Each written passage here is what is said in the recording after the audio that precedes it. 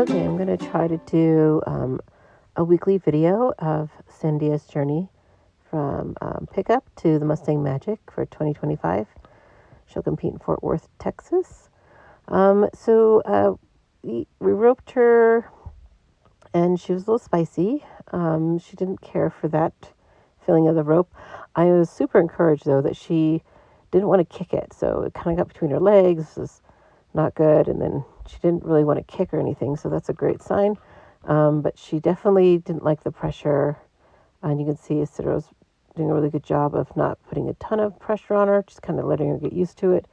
She was a little dramatic about it. He's not even putting that much pressure on her. She's a little dramatic about it, but she started to figure it out when she kind of settled a little bit. She's like, oh, okay. And she started to realize, oh, I can give to that pressure. And he gives her a little bit of pressure. And right now he's trying to teach her to go forward and then come to the pressure, which is the basis of leading, because we don't lead by just pulling. We actually push them forward, which you'll see a little bit later. But there's, all these sessions are, I want to say our sessions are average about 30 minutes to an hour, sometimes an hour and a half, but not much more than that.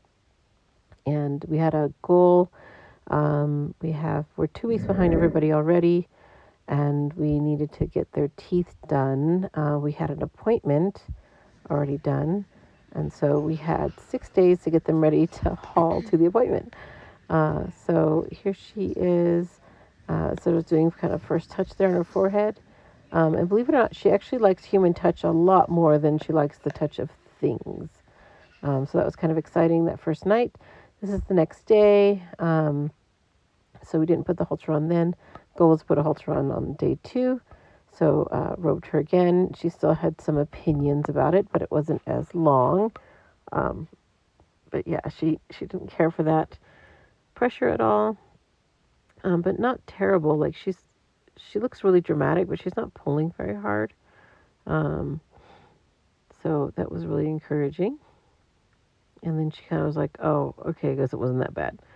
And he was able to touch her all over the face and touch her neck. And she, like I said, she seemed to really like human touch a lot more than object touch. That's my biggest issue with her, is touching her with objects. So the goal was to get this halter on. Ciro does a really good job of doing that. I don't do this first. I wait until he gets a halter on him and I can kind of see how they're going to react before I get in there. I can't move as fast as him. I'm not as agile.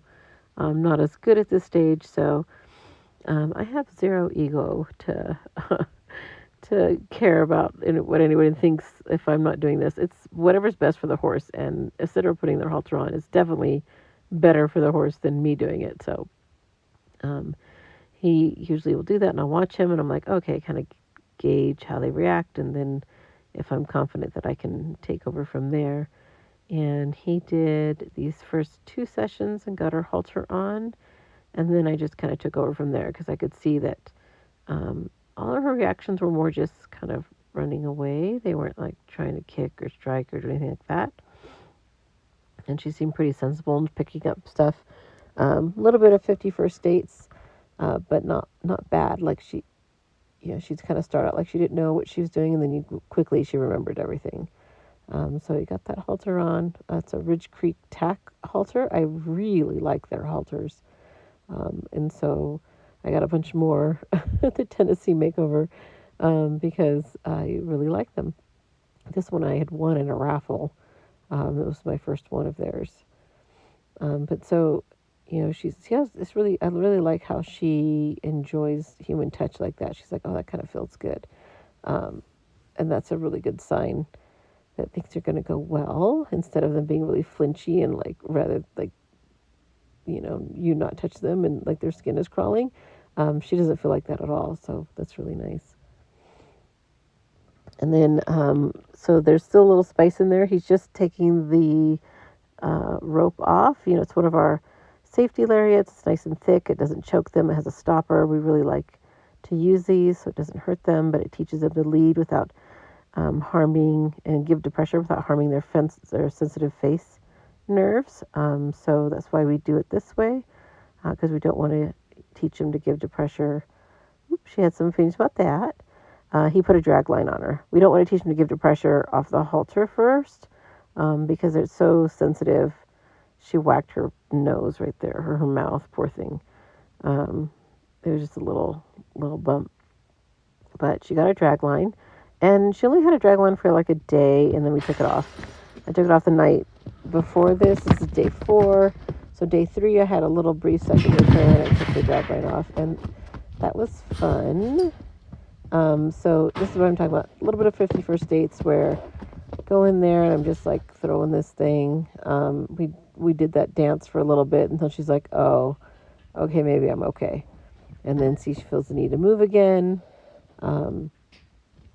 So I let her. Sometimes I try to block her and see how she reacts. But if she's getting too worried, then I just let her move and let her kind of figure it out. And then she kind of settles. And this part's getting shorter and shorter every day. But definitely, she doesn't really. It's funny because I could probably walk up and touch her easier than touching her with this stuff. Because she just doesn't like to be touched with things. There she goes, looks at me. She's very interactive, very vocal, lots of sighs, lots of big, deep breaths, lots of, she's, I really like that she's wanting to interact and express herself. So here I am just trying to rub her, and she keeps wanting to be like, what's over there, what's over there, very distracted all the time.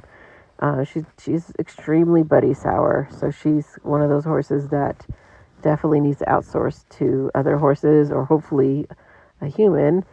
She doesn't feel very secure in herself. And so she's worried once we buy the other horses. And so she's constantly looking around to see where they are. So that's something I'm going to have to work with every day I work with her. So there she chose to leave. I was going to put the lead rope, clip the lead rope on, and she chose to leave, which is fine. But she's going to have to move a bit when she leaves. So I'm not going to try to stop her. She wants to move, but she's going to have to work a little bit. And she's like, maybe it's easier if I just stand here. I'm like, yeah, see, it's not so bad. I just got to clip this scary snake on you, see? No problem. And like I said, she doesn't care for objects, so the stick and string, like I'm doing a lot of this video is long, and so I cut so much of it out, so it's a lot of just throwing it over and over and over again, and then touching her with it and rubbing her with it and seeing how far I can get onto her rump with it. And then this day I started to throw it around her legs. And she was a little funny with her front legs, oddly, just not bad with the back legs. They tend to be like that. They usually are either funny with their front legs or funny with their back legs. I've had a few that are funny with their front legs and their back legs, but she's just a little funny with the front legs, so not too bad. And just very, over and over and over and over again, doing it and doing it in a nonchalant way, so that she doesn't get worried about it.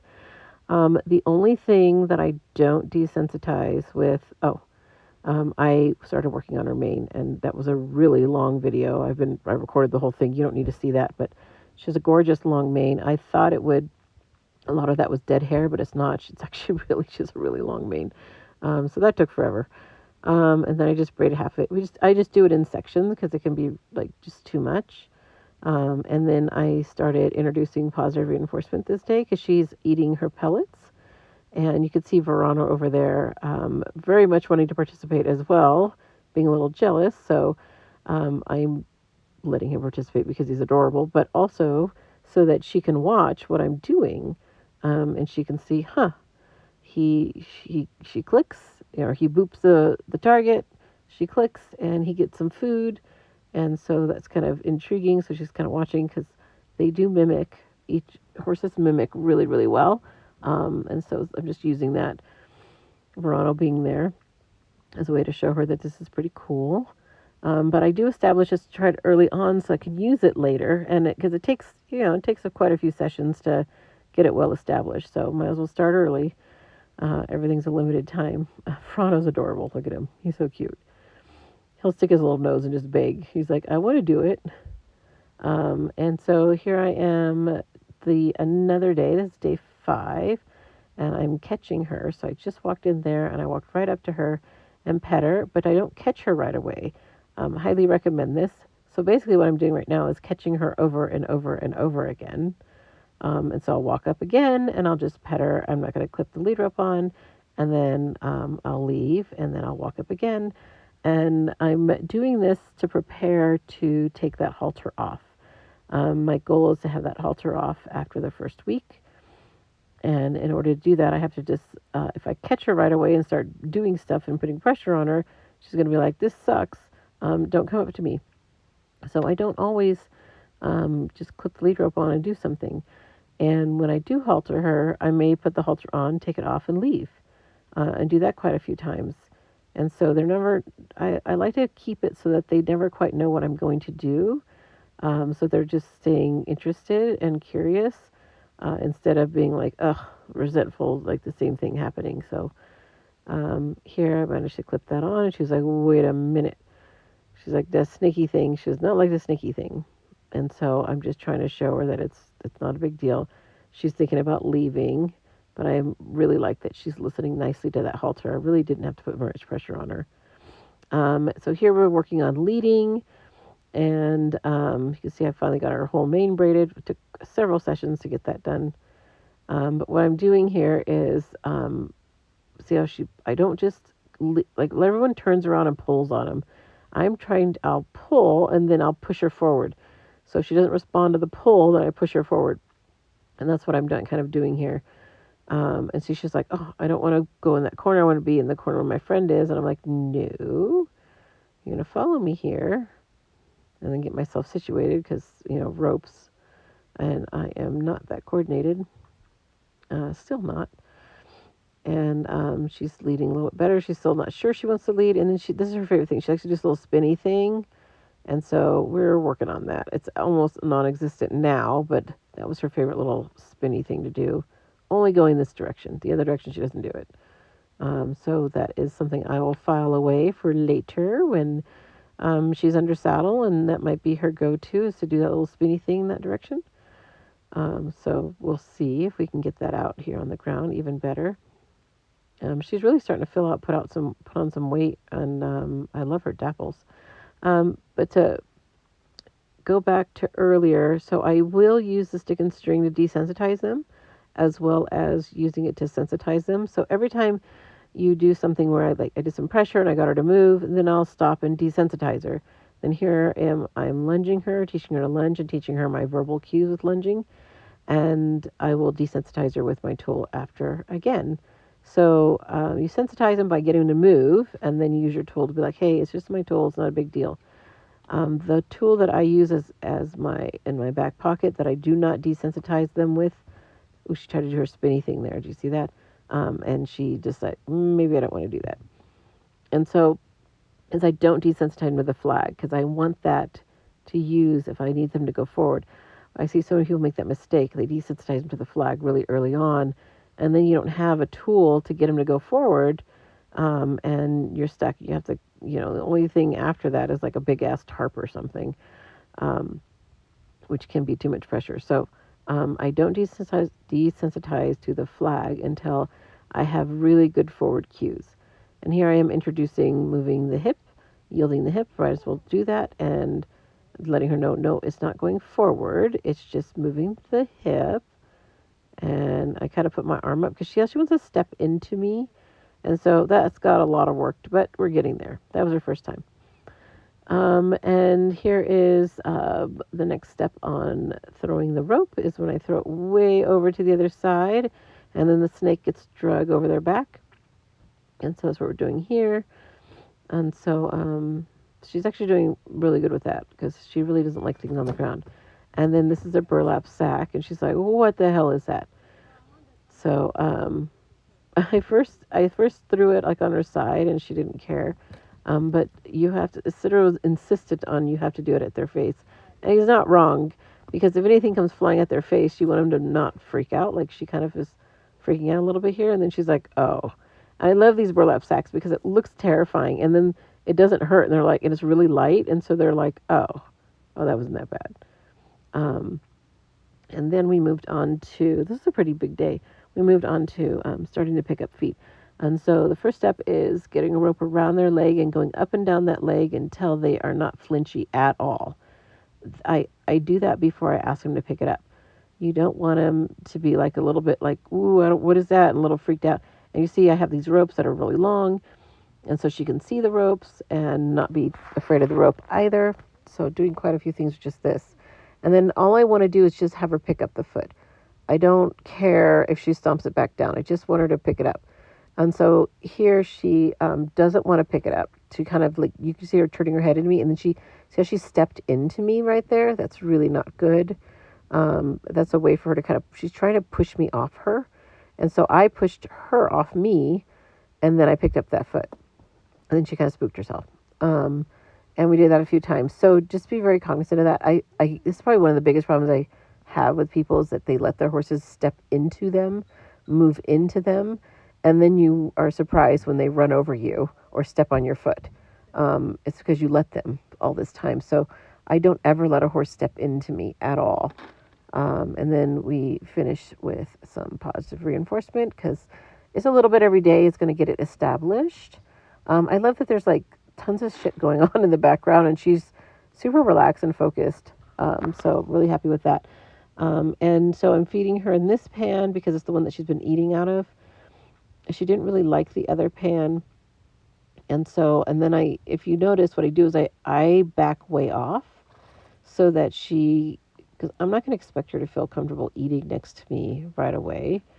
And so I can give her some space. And she's like, oh, okay, I know what that is.